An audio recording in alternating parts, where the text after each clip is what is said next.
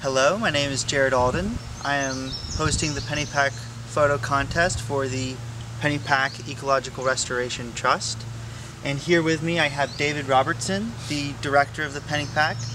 And David, I just want to say up front, thank you so much for helping out with the Pennypack, because without this, we wouldn't have a beautiful place to have a photo contest where people can come into nature and take photographs of beautiful streams and grasslands and woodlands and all the wonderful species that inhabit them.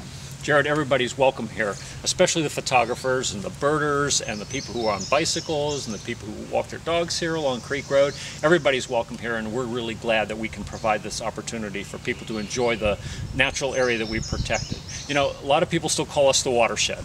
It's the way they call us the Pennypack Watershed, because we were founded in 1970 as the Pennypack Watershed Association, but we changed our name in 1993 to better reflect what we were doing on this property. We had protected quite a bit of land by that time. We protected almost 600 acres by that time, and a lot of that property needed attention. So it needed attention in the sense that there was a large deer herd here that was having an impact on the vegetation, and also there were a lot of invasive plants that were taking over this property. So we started to get the invasive plants under control. We started doing reforestation. We started to reestablish grasslands, and that's doing ecological restoration. And so we thought a better name might be the Pennypack Ecological Restoration Trust, like a land trust. And since that time, we've managed to bring a lot of the invasive plants under control. We've planted about 15,000 trees on this property, and we continue to do this work with the help of volunteers and with the help of all of our members. We have about 1,200 members now who support the work that's going on here. Without those volunteers and without those members, we really wouldn't be able to do the type of projects that we're doing right here on this property right now. Thanks, David. And those projects are very interesting to us because we want to know. You know, all of the photographers in this contest have their registration fee has gone to the Pennypack to help support the projects and the work that you guys are doing, and perhaps we kind of take it for granted. We come in here, we enjoy the splendor and the beauty of it, but we don't really know all that's going on to help keep this this ecological restoration trust moving in the direction of what direction are we moving? We're moving it to a more intact, a healthier ecosystem with lots more mature trees, closed up canopies, closed up forest canopies, so that the sunlight doesn't get down to the forest floor and encourage the growth of invasive plants. The invasive plants are really a big problem here. You know, this area has been used and abused by humans for a long, long time, ever since this area was colonized. And so it's gone through a lot of changes, and those changes have opened up opportunities for invasive plants to get started here, for a large deer herd to get established here. And so the trust is trying to bring the invasive plants back under control, to bring the deer herd down to a level in which the forest will regenerate naturally. And that's the type of thing that we've been doing here on the preserve for the last 20 years or so, and that we'd like to continue into the future so that we have a nice, healthy ecosystem into the future. Great. Well, let's take a walk around and look at some of the different projects that are going on here, and maybe you can tell us a little bit more about them. Sure. I'd like to show you some of the things that have been going on in terms of restoration, in terms of preservation, in terms of the trail system that people can come and enjoy, and some of the historic amenities we have on the property too. We're standing at the top of Overlook Meadow here, which was at one time was a cattle pasture. Cattle grazed in these fields behind us, and they grazed all the way down to the wetland area that's now at the corner of Paper Mill and the Creek Road trails. When the trust acquired this piece of property, we began to reforest it. We began to plant trees here. In fact, this was our second reforestation area.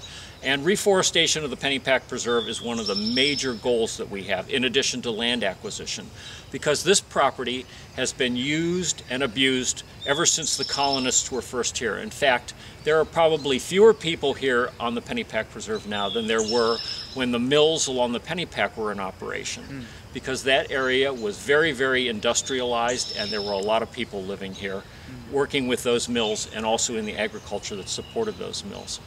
As I said, this field behind us was an open field leading down to the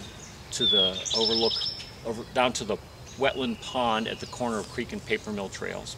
And we began to reforest it in 1991. Most of the trees behind us are about 21 years old now. It's a mixture of a variety of different kinds of trees, and the Trust has been doing this on properties all throughout the Pennypack Preserve ever since 1990, when we planted our first reforestation area. One of the big problems that we have at the Pennypack Preserve, and why we need the support of our members, natural areas don't take care of themselves the way you might just think. You don't just buy a piece of property in this area and leave it alone, because we have a really, really bad problem with invasive plants. And I'm holding in my hand here some Mile a Minute, which is actually one of the relatively recently introduced invasive plants around here. This was brought over from China, like most of the invasive plants were.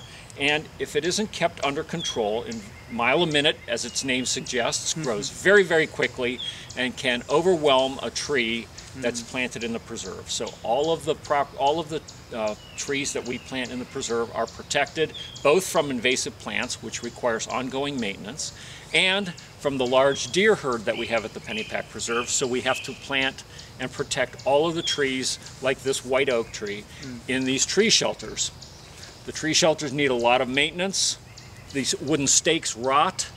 We have to use a weed whacker around the base of all the tree shelters every year. And since 1990, as I said, when we did our first reforestation planting, we actually have planted about 15,000 trees throughout the Pennypack Preserve, all of which need routine maintenance here because of the invasive plants and because of the deer. So we rely on our supporters to help us make sure that these trees grow up from this size, which is what those trees behind us started like.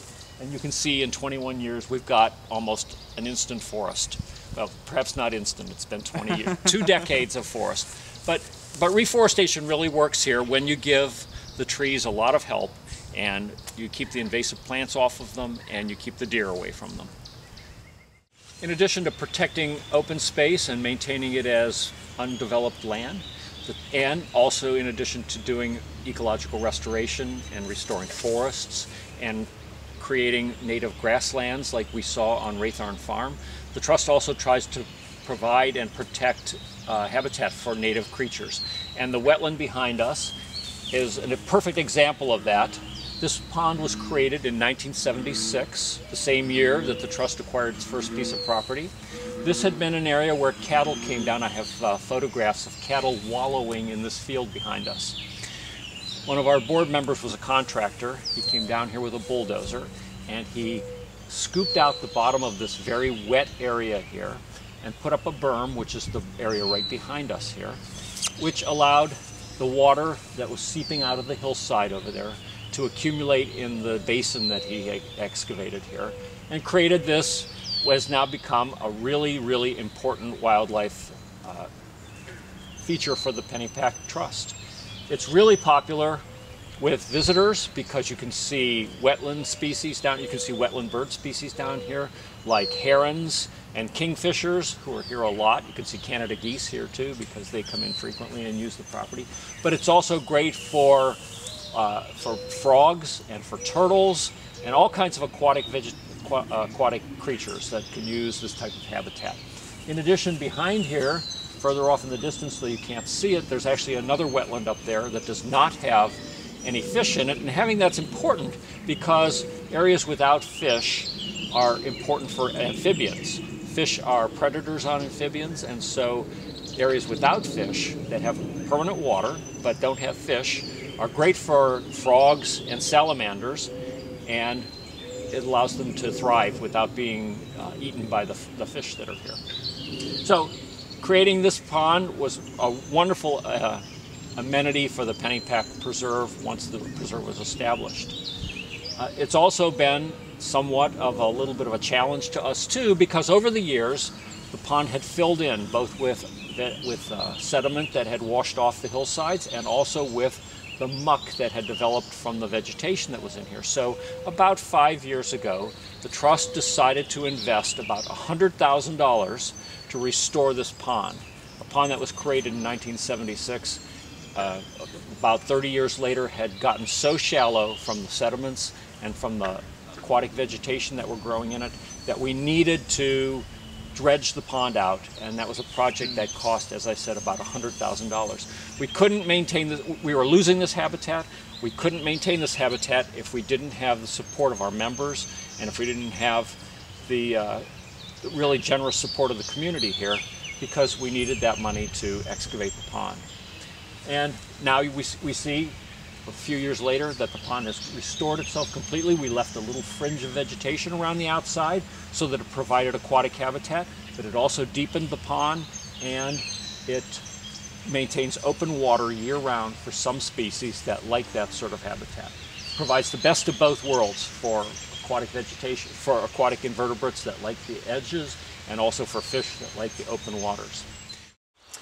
Jared, in addition to the natural areas that the Trust protects, and to creating an 11-mile trail system for the public to enjoy, and to providing wildlife habitat, the Trust is also blessed to have a bunch of historic features.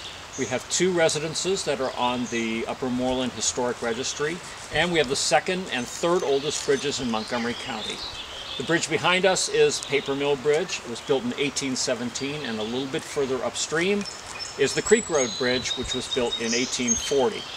They're both stone arch bridges, which means that they were built with stone arches and then filled with rocky rubble and then paved over the top to provide a driving surface. If we don't do the maintenance on these bridges, the stone arches start to deteriorate, and then the rocky rubble, which is on the inside, really basically just filled with stone, the stones start to fall out, and it compromises the integrity of the bridge. So we think it's wonderful that we have these 2 great historic resources on the property, but we have to do maintenance on those pieces of historic architecture. And in fact, just recently we had a mason come in here and he repaired the stone arches that were damaged by the Hurricane Irene and the floods that were associated with Tropical Storm Lee last fall. And we have to do this all the time. These bridges need constant upkeep, just as the historic houses do. Again, we think that they're historic amenities. We want to maintain them on the property, but we have to do maintenance on them too. And I hope that everybody enjoys them because they're really scenic, and because, as I said, they have historic significance for all of Montgomery County, not just for the Pennypack Trust.